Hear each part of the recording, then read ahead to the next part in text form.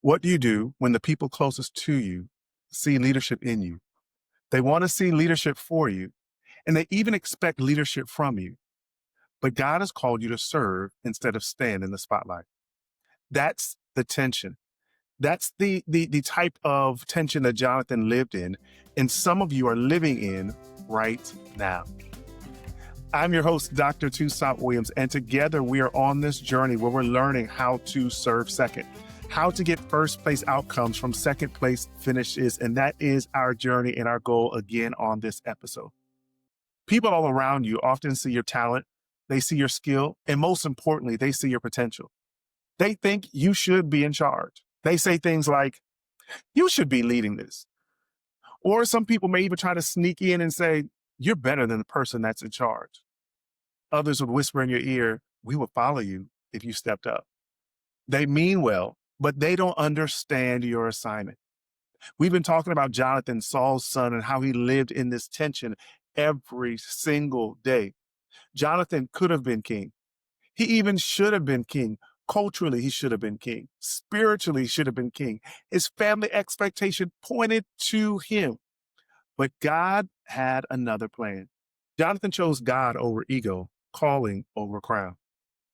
And that's what we're going to talk about this episode. We're going to delve into some of those tensions that often come up for people who are skilled, who are gifted, who are talented, but for whatever reason don't have that top seat. For whatever reason don't have that first place. You're not sitting in the president's chair. You're not sitting in the CEO's seat. And it's in this journey, it's in this tension that we're going to learn not just to live in, but to thrive. We're going to master some of the tools necessary, psychological and emotional, that we sometimes wrestle with as being an individual that serves in a second seat, in a second chair role. And it's in this, we're going to do it from a biblical perspective and understand how through this life and activity that Jonathan took us through, or Jonathan's life takes us through, that through the life of Jonathan in 1 Samuel, in his journey and relationship with David, God's anointed person to lead Israel to the next area and phase of their dynasty.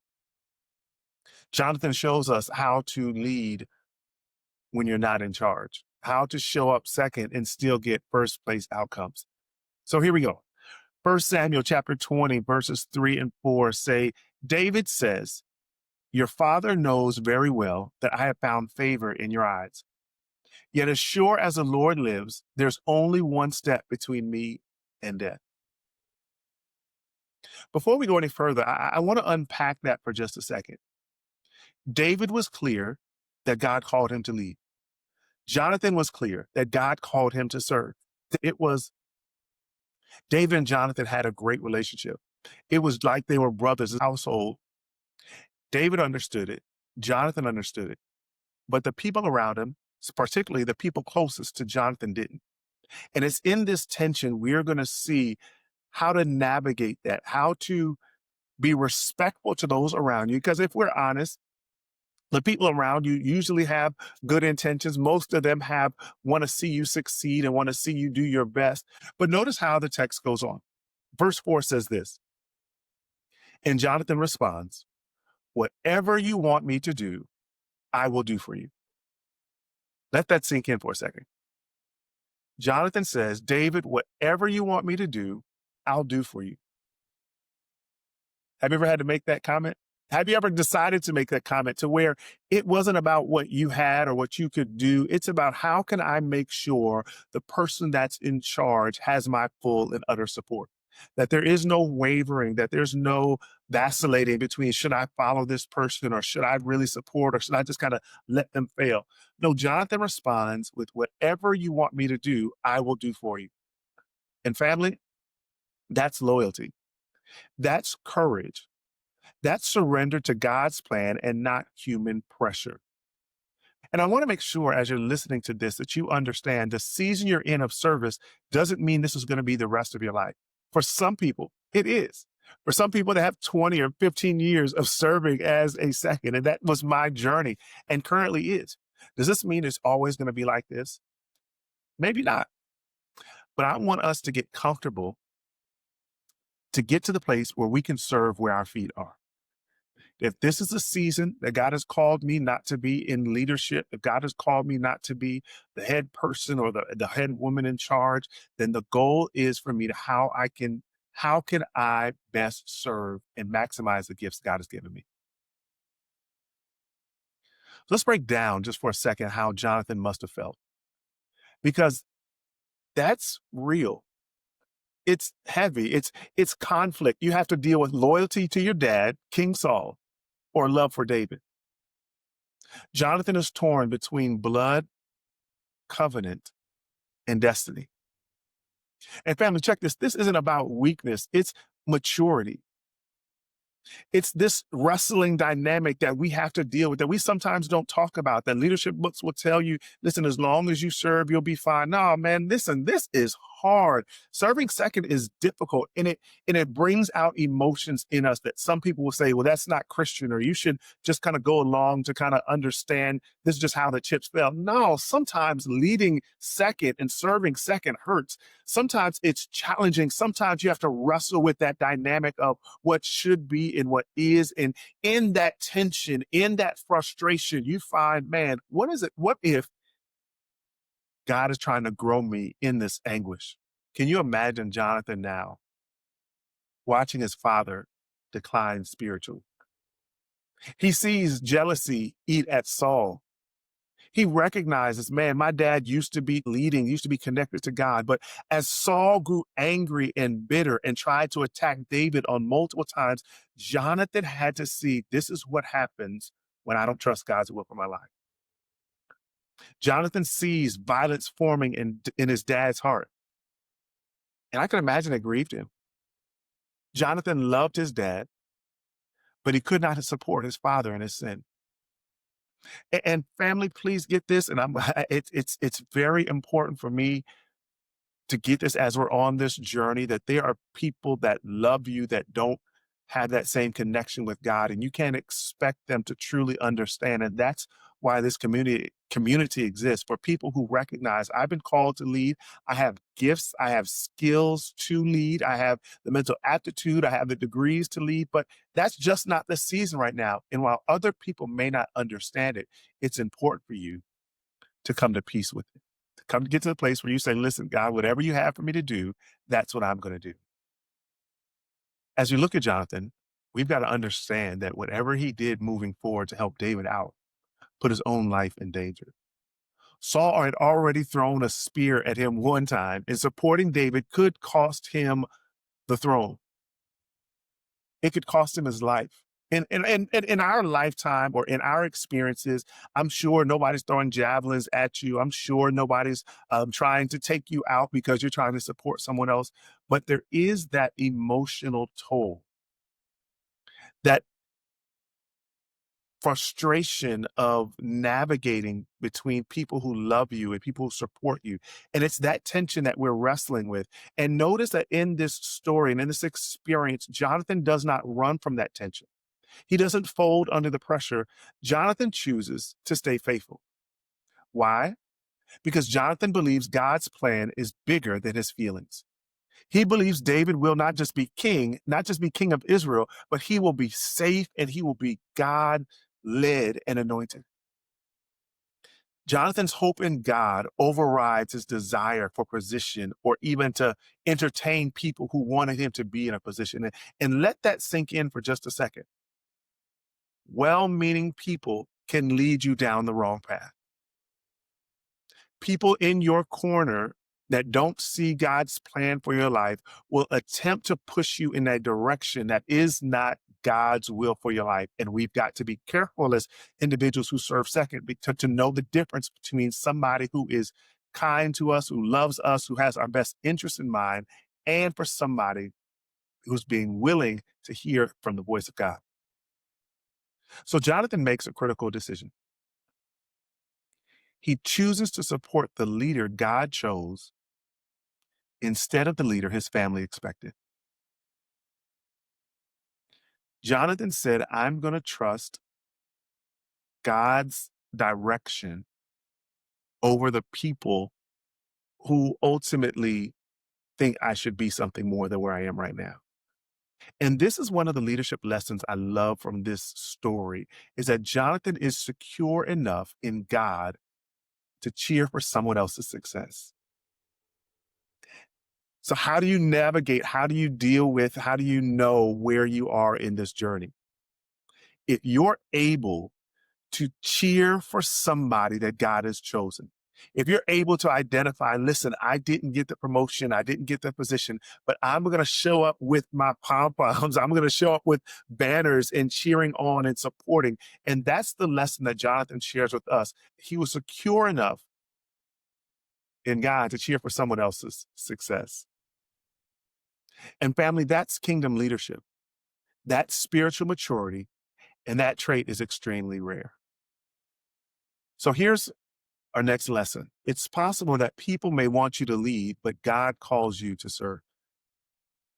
Think about this. Jonathan, older than David, Jonathan, who was the leader of the army, his men could have likely seen him as the rightful king. The palace staff probably whispered and said, man, Jonathan is the king, but he's helping out David. The nation expected a coronation of Saul's eldest son, but Jonathan understood something they didn't, something that we at Serving Second are going to embrace. God picks leaders, not people, not popularity, not position. What others see as a promotion, God may call a distraction. What others think you may deserve, God may not assign. And Jonathan teaches us to choose obedience over expectation. So I had one of my mentors swing by a couple of days ago, and this individual I know loves me. In fact, the reason why they decided to stop by was because one day they just felt like there was something not right with me. And probably there probably was something going on that day. And what this individual thought it wasn't that at all. There were a number of things that were happening that just kind of really threw me off that particular day. But one thing that was shared with me was, hey, listen, it's possible that God may have something in store for you down the road. And what was well meaning, what was I promised was one of those things that was very, man, I want to support this young man that I love. He wanted to provide some type of encouragement. But what he said caused me to begin thinking about a time where I would be in charge rather than an emphasis in support. In fact, let me say this. When people see the idea or the title of serving second, for people that don't understand this journey, they will think that I or you or somebody that you know that's in a secondary role will think that they're less than someone else. And that's not the case here at Serving Second. Understanding what it means to serve second is I am good at this particular skill. And in fact, I'll just say it like this. There's no one that I know is a better second than I am. In fact, there's certain skills and gifts, having worked with several individuals that are highly gifted and highly talented, that there's some people that can't navigate through different leaders and supporting people. That serving second is a skill, it's a gift. And if you do this well, it can transform not just organizations, not just places where you work. If you do this well, it can transform everything around you. Everything you touch can be transformed, can be augmented in a way that people will look and say, how did this happen? And that's one thing I want to leave for every individual that connects with this theme of serving second. You're not second to anyone. This is just a position of serving. And I can be the first individual, like we said earlier with the drum major instinct, that I can champion what it means to serve. I can champion what it means to support. And nobody can do this as well as I can. In fact, that's the reason why I am an authority in this topic, not just because I've listened to it, not because I've read about it, because this is my everyday life. And I guarantee that with any leader that I've served with can leave saying, man, I know this person has my back. This person is willing to sacrifice. and he's gifted and skilled, and we are better because of our relationship.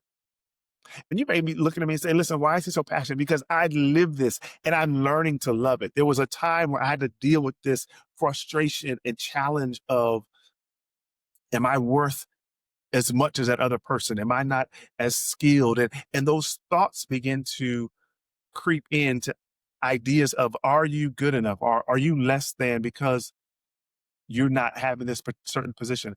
And family, I can unequivocally say I am blessed and highly favored, and you are as well. And the fact that you are listening to this now is going to give you the tools to navigate life and be successful in your role. So here we go. Lesson number 2. Loyalty can sometimes be complicated when people don't understand your role. Jonathan had to stand in between two worlds. Saul, his dad, wanted David dead. David needed Jonathan to stay alive, and Jonathan loved them both. He was caught in between the tension of his dad and his brother. He was caught between the tension between what should have been and what was. And I want to let all the leaders know leadership is not always clean. Sometimes loyalty pulls us in different directions. Sometimes obedience to God disappoints people you love. Serving second then means holding tension with grace. That Jonathan was able to be respectful to his dad while still supporting his boy. That he was able to hold his father in high regard without undermining the plan God had for his life and for the life of David, the chosen one to be king. Lesson number 3 from this story: you treat people under you with integrity when you know who holds your future. Jonathan's character towards David came from his trust in God. Jonathan could love David because Jonathan did not fear of losing his throne, his title, or his position. Jonathan was secure. And I've noticed that the people around you trust you when your identity is in God and not a position. Jonathan lived this. His armor bearer trusted him. David trusted him. His nation trusted him. He was respected by the soldiers. Why? Because Jonathan was steady. He was honorable. He was consistent. And most importantly, Jonathan was rooted in God. You may remember General Colin Powell, who often described leadership as a balancing loyalty, duty, and moral clarity. He once said that being responsible sometimes means upsetting people. There are moments where when you do the right thing, some folks will not like it, will not understand it, and even worse, may even criticize you for it. That doesn't mean you did the wrong thing. In fact, sometimes that's the affirmation that you did the right thing. Powell served under leaders he didn't always agree with, but he stayed principled. He didn't let the pressure of public opinion move him from his integrity. He was able to stay grounded because he was connected to a power greater than himself. Jonathan in the Bible, like General Colin Powell, knew how to stand in this tension without losing his center. People close to him sometimes pushed their own opinions and expectations upon him, but Colin Powell, like Jonathan, moved with responsibility, not ego.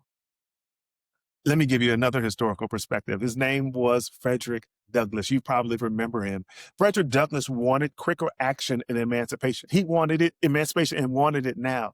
And he pushed hard for it. He challenged then president to make it happen. But he also recognized that God had positioned Lincoln for a role Douglass himself could not fill. And Lincoln trusted Douglass because Frederick Douglass was committed to the mission and not the title. Their relationship is documented in David Blythe's book, Frederick Douglass, The Prophet of Freedom. In his relationship, Douglass eventually said this of President Lincoln: he was the one with the power to act, and I had the power of influence. That's serving second energy. Support, influence, strength, integrity, all without trying to steal the throne or the spotlight. Our last lesson for the day: embrace your assignment, even if others don't understand it. If you read throughout the Bible, Jonathan never fought God about becoming king. He never whined. He was never angry. He never tried to sabotage David as his father did. He never chased what God did not give him. Listen, y'all, as I go through this, sometimes things will hit me and I just want to slow down and make sure we understand what's happening. You'll never be successful chasing what God did not give you. You will never be successful. You'll never be happy. You'll never be at peace if you're running after what God did not provide for you. People around Jonathan may have wanted another outcome. People around you could have possibly wanted a different outcome. But one thing I want to make sure we understand at Serving Second: God's approval, God's support, God's placement is more important than people. He wanted to chase after the things of God and not focus around what people around him said. And that's the heart of a second chair leader. That's where we rise above the fray of just people who are in positions, where we can understand this title I have is not shackling me to do a specific duty. I'm doing what I've been called to do for this particular time, for this particular season, because God has called me to do it. So here are action steps for today, for this learning lesson, for this season. Action steps for this episode are, first of all, we've got to name the expectations other people have placed on you. What do people around you expect from you? And I want you, as you're intentional about writing down those expectations, that you release the ones God never assigned. That you are able to divorce their expectations of you to God's call on your life. And then what I want you to do, it may sound a little funny, I want to challenge you to affirm your role out loud. You've got to look in the mirror and affirm where God has you right now. Regardless of what people may be saying about you, regardless of your skills and your degrees and your certifications, affirm where you are right now in this role, that I am an assistant, I am an associate, I am a sous chef. Wherever your role is, you're not that type person, the top person. You can look in the mirror and say, this is where God has called me to right now, and I'm going to be faithful to this assignment. I want to challenge you to support the Davids in your life with integrity. Sometimes your greatest calling is to strengthen someone else's mission. Is this easy? Absolutely not. Is it challenging? 100%. Is it outside of your comfort zone? Probably so. But I want to let you know you can do this. In fact, you're here because you believe you can. And I want to pray this prayer for you, that God will give you a heart like Jonathan, that he will make you secure enough to serve without striving, that God will place in you the courage to support the people that he has chosen. And I'm going to pray that God will help you navigate loyalty, tension, and expectation with wisdom and peace, that our roles will be a reflection of God's will and not other people's pressure. So I want to remind you in this episode that the mission that I serve is bigger than my title. Yes, that's it. One more time. The mission that I serve is bigger than my title. Here at Serving Second, that's our mantra, that the mission that I serve is bigger than my title. So help me out. Subscribe on YouTube. Follow on Instagram at Serving Second, because this is where we teach individuals to get first place outcomes from second place finishes. See you next week.